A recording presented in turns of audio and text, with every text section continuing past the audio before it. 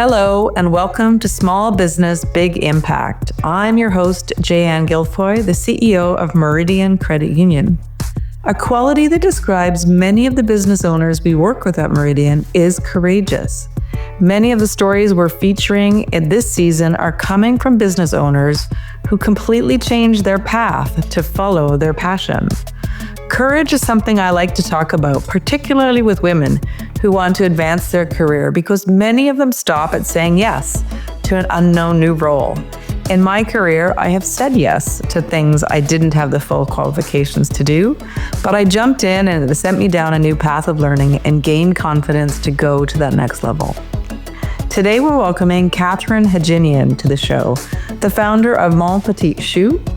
After leaving a career in healthcare, she turned her love of gardening into a thriving business that creates stunning, edible bouquets. She's a shining example of what happens when you choose to take that leap of faith, even when life throws you challenges like grief, self-doubt, and the unexpected joys of motherhood. So let's dive in. I'm happy to welcome Katherine Hadjinian, the founder of Mon Petit Chou, to the podcast. She is a trailblazing entrepreneur who turned her love for gardening and creativity into an edible bouquet business with heart. After leaving a career in healthcare, Katherine faced a major turning point, choosing to follow her passion and start her business out of her own home. Thanks, Katherine, for joining me, and I'm really excited to hear more about your journey. Thank you, Jane. So I always like to start at the beginning. So maybe give me a high-level overview of your journey to Mon Petit Chou. Okay. It seems like gardening has always been a love of yours. Definitely. So tell me more. Yes, Yeah. thank you so much. I just wanted to first start off by saying thank you for taking the time and to Meridian overall, providing me with so many beautiful experiences. And of course, winning the Small Business Awards and being one recipient has definitely been a great impact. Thank you so much for this opportunity. Starting off, I definitely have always loved gardening. It's always been something that, starting from my little girl to youth, I have always had a passion for it, but predominantly a passion for health in general overall. So from university, going in, taking psychology and health, majoring in that, starting off with, an office clerk job at the hospital at UHN to working my way up into project management and change management positions. Were fantastic. And I felt like I was close to healthcare and making impact for patients, especially at the medical records level. However, this inner voice was always kind of hindering, like most of us, I believe, have. There's always this passion inside of us, this fire, but we always question it and doubt it, perhaps. At least I was always doubting it. How do I turn my passion for growing and doing this? So I would have to say that it didn't happen till later on in life when I became pregnant with my first daughter. Of course, the hopes was to go back to work after my mat leave. And during that time, I will just say I did lose my mother very unfortunately, very quickly. We're chatting one day and she was living in Portugal, and the next day I get a call that she's gone. So I won't get emotional. We've let that all out today, but I will say that was a huge churn in my life, like many times it does when you have grief or a loss like that. And about in between that time as well, I had my other daughter. I got pregnant with my other daughter. So within a short period of time, both my girls are 15 months apart. So dealing with postpartum and grief was kind of something I wasn't prepared for. However, it was definitely a game shift in my mind. The person who I lost was actually my biggest influence of, be yourself, be authentic, and always follow your dreams. Ironically enough, she never did, right? She was always someone who was just working for the family. So I think in that moment, it was like, okay, I lost the most important person in my life. What can I do with that? How can I alchemize that?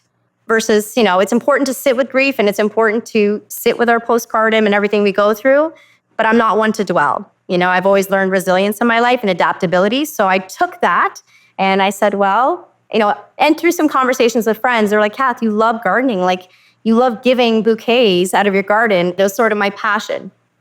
And I would just laugh about it. I'm like, how am I going to do that? Like, how do I go from this amazing job that I have and change that?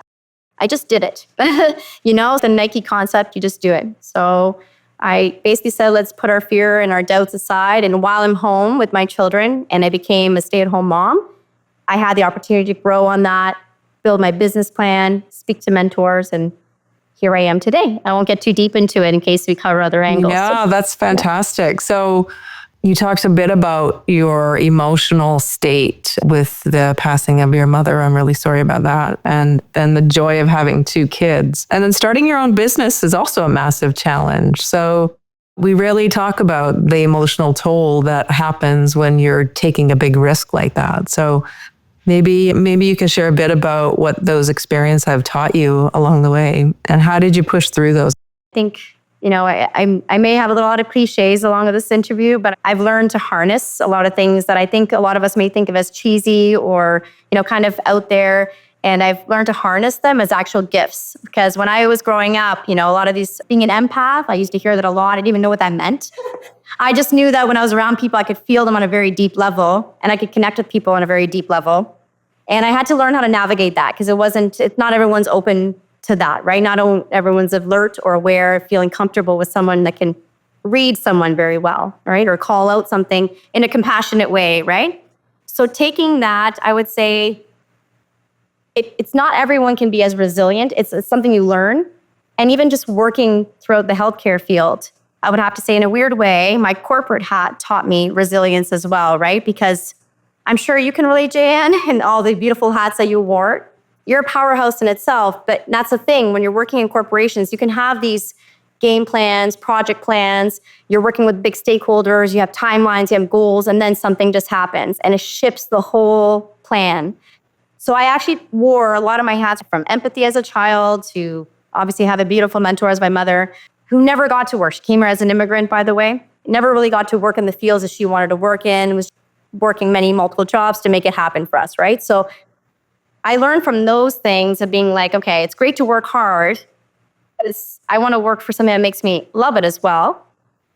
Within the corporate world, when you're dedicated so much to projects, especially in change management and implementation is what I worked in as well with IT. I just learned to, always have a backup plan. So that was something for myself. And to know that you have to be adaptable.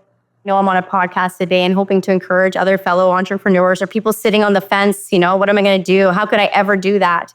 Fear is such an inhibiting thing, and it can really hold us back. And I realized that sometimes when you just let go of fear and you try, as long as you're not doing any harm and you're truly got goodness in your heart and you've got a good intentions, again, cheesy as it may sound, the universe will return it back to you. And it's not going to give it back to you in all those ways, right? Like I make a joke about, having was a small business owner, but I was also recognized as the most outstanding startup. Never would have expected that in my life. And the doubt that didn't match the outcome, right? And so now I've been able to, I take risks, I enter contests, I talk to people within those spheres of like, I don't know, Kath, I really would love to do this, but I said, just try it. What do you have to lose, right? I was at an event this morning talking to all of our retail leaders, and they're asking me, because we've had, a year with lots of dynamics happening. I'm sure you have too, and small businesses across the country certainly are, starting to emerge out of a very turbulent time. They asked me about resiliency, and a lot of the same things you've talked about, actually, I would say the same. I'm an empath. I, think deeply about people. I have a great sense of curiosity. And I have this mantra that I think I've adopted since I was young. Like, if it's to be, it's up to me. And it sounds like a lot of what your journey has been is the same, right? So making the choice to kind of, do what you're doing. And I love how you wove in, the fact that, there were stakeholders over here. I just now need to learn who these stakeholders are over here. I think that's amazing. Yeah. Oh, I love that mantra. That gave me goosebumps. It is. Right? If it's to be, it's up to me. And I think the other one is like, if I don't do it, somebody else will, right? So that's huge. So how did you come up with this idea around, making edible arrangements? Thank you for asking that. To be frank with you, I think we're all familiar with edible arrangements as a company. There's that brand, correct? I get compared, it's an edible arrangement, which I love. I think that what they did was they were sort of the people who started that campaign, right? And I love that. So similar idea, but I do love flowers. I love receiving flowers, but I was a little saddened by every time you have to throw them out. You can't generally propagate them or regrow them unless you let it go to seed. And not a lot of people know that little aspect. It's more just the flowers are dry, throw them out. And so although it's a beautiful thing, I figured I'm like, there's got to be a niche way that I can make my garden bouquets into something that's really going to kind of revolutionize, this concept. So I wanted to have an edible arrangement, but I love beauty. I think it's very important to, care about what you do and make it look beautiful, but also edible. I researched the flower industry quite heavily. So during that time when I was trying to build my business case, I looked at the model and I've been kind of following in those footsteps, right? So that you're not reinventing the wheel, but you're refining it, and that's sort of my mantra in general in life is, there's an opportunity for everybody in the world to do something that they love, right? And we all look at, my thing is there's so many t-shirt companies. Like how many t-shirt companies do you know? But it doesn't stop people from creating their own t-shirts, right? So I took this concept and I thought, okay, I want to just not sell vegetables or anything like that inside a bouquet. I want people to be able to maybe propagate them or continue to grow them or make it a story where they're, growing it with their children, because I love to do that with my kids. So I do grow everything on my own from seed to harvest with, I'd say, so 98% of it. And 2% I work with local farmers where maybe they have edible flowers. So that was one thing. I wanted to bring in flowers so that I could kind of warm the concept up to people. A lot of people, when they first receive the bouquet, they think it is flowers. But when you look at it up close, it looks textured, looks beautiful because I am doing it from start to finish. So no one else is touching it. There's no insects. When I work in my garden, I try to incorporate my garden so it's more organic because then I can truly say it's organic with the sun and the soil. It's a bit of a thing growing vertically with farmers, but I wanted to bring the two marriage together, right? Because I don't believe in fully going vertical or hydroponically. I believe we can find a marriage because just like you were mentioning about small businesses, how we're kind of coming out of that. I'm assuming you were talking about the pandemic. Yeah. And coming back into it. The pandemic, the interest rate environment, the whole thing, right? It's like as soon as you come out, you're like, boom, slam with something else. So exactly. And I think a lot of business owners, entrepreneurs and such had to, back to that resilience piece, going to be a theme, I think, in our chat. How do you find a way to get back on board, and change things up? So this was my way to be like, it's a different concept, but it's kind of still warm enough for people to understand it, right? So I do work with local farmers to do the edible flowers because it takes quite a long time to grow them and it wouldn't make sense for me to grow them anymore vertically.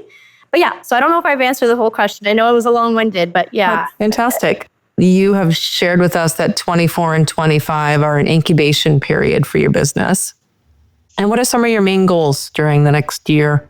Yeah, the incubation period, because I started in my basement. So I'm not sure if we touched upon that. I started in my basement growing and, practicing and seeing how long it would take to grow, even germinating seeds.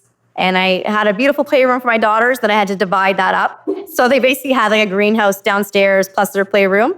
And now it's fully back to their own playroom. So when we found this space, it is 200 square feet, but it was a fantastically huge impact. I got to get higher towers. So I was working with 5-foot towers. Now I'm working with 7-foot towers. So it helps me grow just that much more. Again, the space to even do my seedlings and I have a massive germination chamber that my laptop is currently sitting on. And that basically this was my biggest investment actually that Meridian also was able to help support me on, which is fantastic. And I'm so grateful because it's a pretty high-end machine that can help me expedite it. So for this incubation period, I'm hoping to master my workflow, basically my operational workflow. It has been, in the last 2 months, unbelievable. Like I come in here and I can just, it's like I've created my own job, I've literally created my own workflow. So operationally, now I'm starting to get more comfortable. So that would be, I'd say, for 2025, I'm actually a little bit ahead of my goal, which is nice.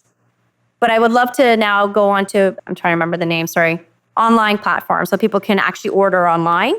Right now, I'm just taking orders over Instagram or anyone that finds me on Google or calls me or emails me, which is lovely. And that has been my, hesitancy of going online because I want to make sure that I can maintain the orders, right? Based on the uniqueness of it being something I'm growing from seed to harvest. So once how long does it take to go from seed to harvest? First, it depends on the crop, which is not a bad thing. I mean, right now, some things can take 6 weeks to 10 weeks. Some can take 12 weeks. So the time is long, but now what I've learned is if I keep constantly seeding and having the seedlings growing, I can propagate those seedlings as I'm making bouquets. And I couldn't do that before at home. So my operational workflow has been tremendous. I can carry out more bouquets. I can promote more, and I can actually fulfill sales much. I've never turned down a sale. Recently I did once, but I'll be frank with you. And even if someone was listening, it was just like they never purchased from me before and they wanted to basically get 2-for-1 deal. And for that moment, I had a moment in me because I'm such a giver, and I'm like, oh, I'm so scared if I'm going to lose business if I say no. And to be frank with you, I thought about it. I was like, I don't want to offer something. I know what my value is now, right? Like, I don't need to know. So I've learned that. That's been a huge thing for me. Being in here too has empowered me to have more confidence and know that I don't need to cut corners when I'm doing something from start to finish, right? There's a whole passion behind it. So I think that's more of what I've learned is an education piece, perhaps, that in going into 2025 is showcasing more of there's value in this. It's truly helpful. And you can take the seedling or take a piece of, the basil, for example, and regrow it in your garden. So it's a gift that keeps on giving, So that was one aspect. And then the online platform would be my biggest goal.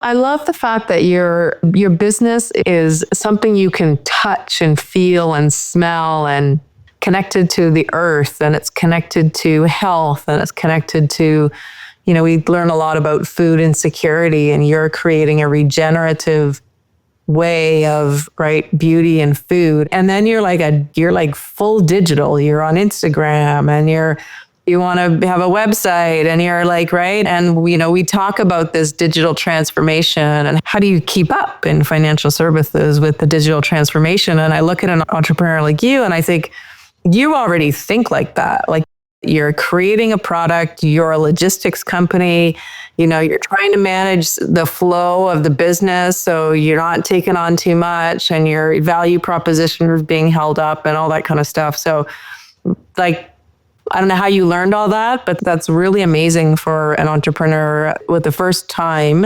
entrepreneur to really be very particular, it sounds like, about how you're going to market. It's fantastic. So right now, you're doing everything yourself. What does an ideal team look like for you in the future as you scale this?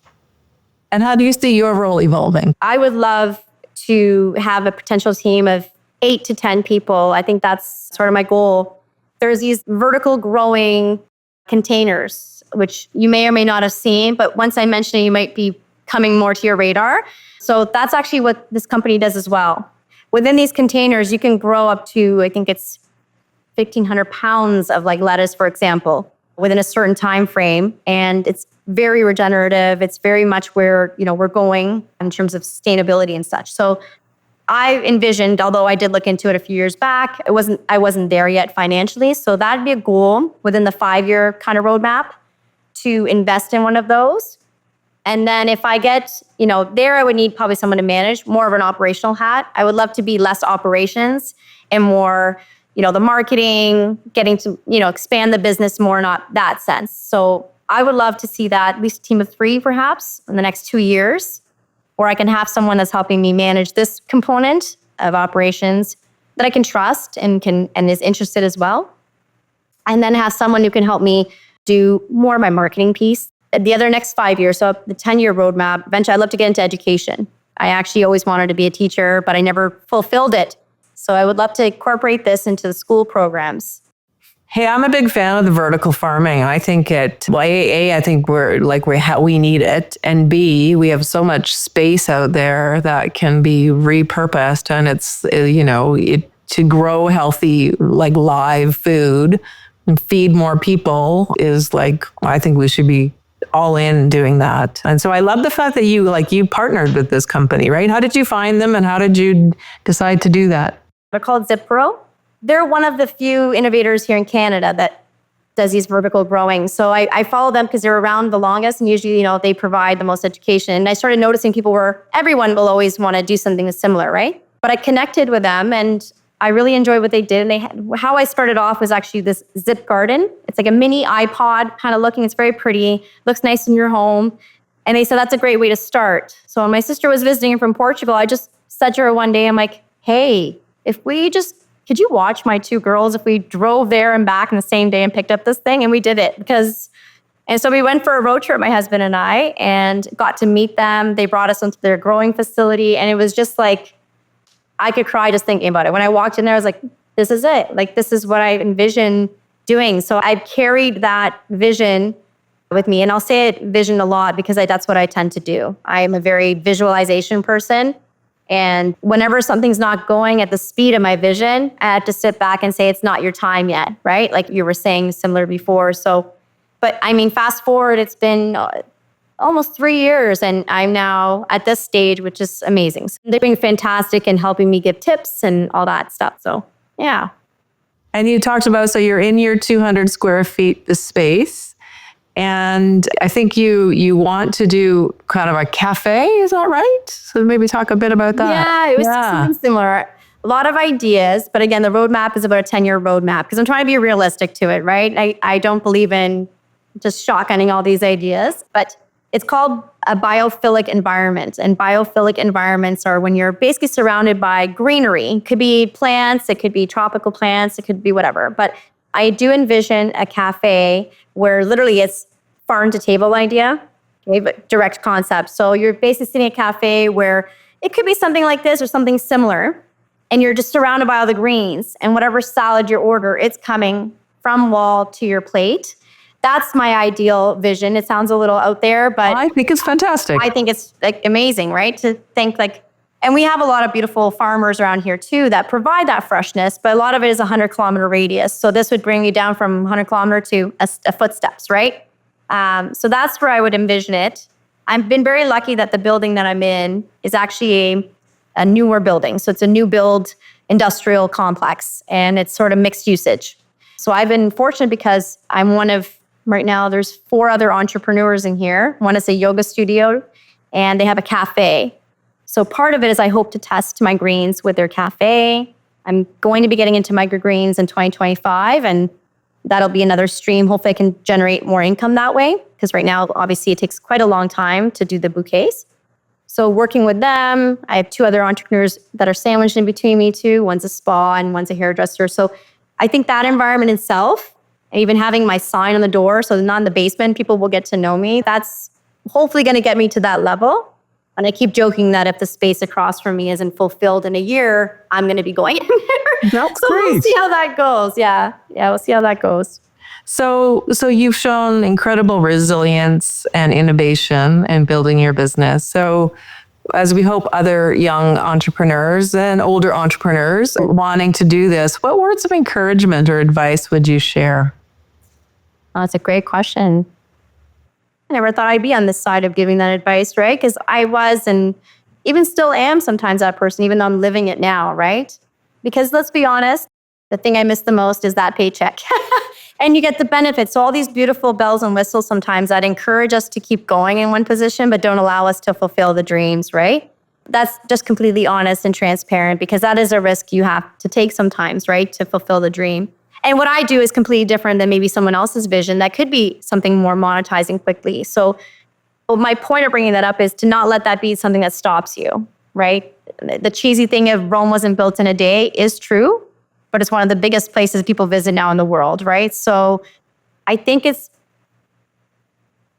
not just jumping into something with, make sure you have a plan. That's probably one of the most important. Make a good business plan and know that you're not just going to stick to that one business plan. Make sure it's something that's ever evolving. You know, humans were ever evolving. So trying not to get trapped in this idea it has to be one way, you know? I know myself sometimes when you're working alone, that can be a bit of a detriment, right? Because you become so passionate and so ingrained. So perhaps my advice, and I do have a great support system, you know, family and friends who've been encouraging me along the way, and that helps. So making sure you're aligned with a good support network is probably one of the biggest things, because if you, again, don't have that, it doesn't mean you can't find it. You don't have to find your family. You know, I found it through following people that I admire what they do, learning their story, and following them before I even follow people who are going to give me advice that don't know what I want to do, right?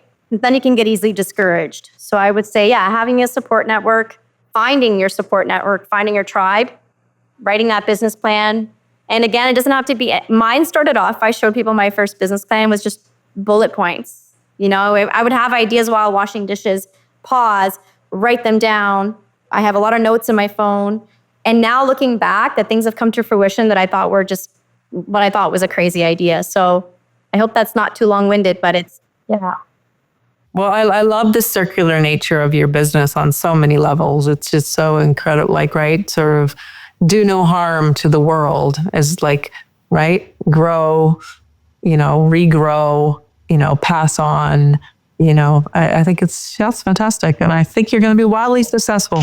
Oh, thank you so much. I was going to say, even the business cards are plantable. So I try to do everything sustainable, and it's been a beautiful journey. So a big thank you again to Katherine. I truly appreciate how open she was during our conversation. She shared so much about her personal journey and how those experiences have shaped the way she approaches her business. At Meridian, stories like Katherine's are the reason we do what we do. Empowering people to make bold, brave decisions is at the heart of our mission. I encourage you to support Mon Petit Chou by following their business on social media. The links are in the description. If you're ready to take the next step in your own journey, whether it's turning your passion into a business or simply finding ways to make your dreams a reality, Meridian is here to help. Visit our website to learn more. And don't forget to subscribe to the show on Apple, Spotify, or wherever you listen. Thanks for joining us.